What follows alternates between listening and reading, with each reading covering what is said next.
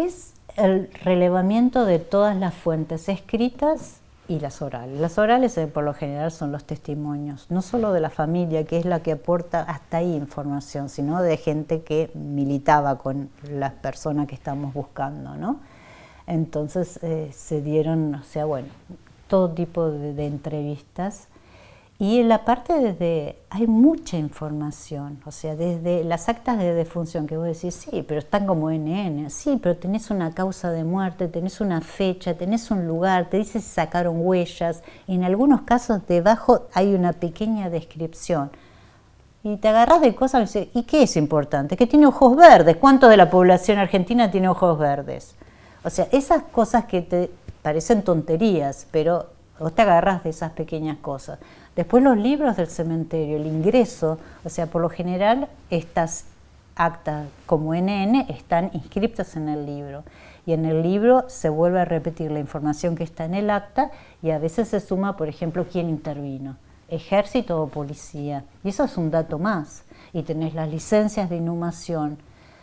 Eso en el ámbito burocrático. Tenés en cuenta que en esa época lo que sucedía era las personas estaban detenidas X cantidad de tiempo, eran sacadas, en algún momento se decidía el destino final, que era la muerte, se las sacaba y se las mataba en un lugar alejado al centro clandestino y iban, una vez que se producía el hallazgo, si era la policía, se tomaba las huellas si no estaban quemados los cuerpos ahí y se llevaba a la morgue más cercana, la morgue del cementerio más cercano.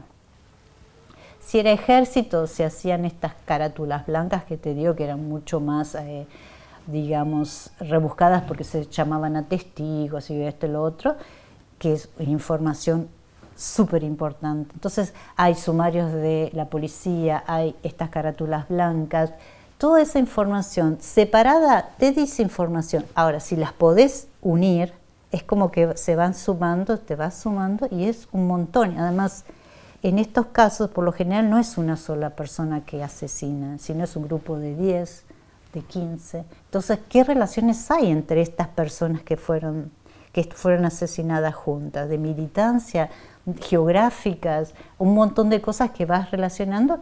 Y hoy día yo creo que realmente la base nuestra, o sea, la base que tiene el equipo acerca de las personas desaparecidas y las asesinadas es la más completa.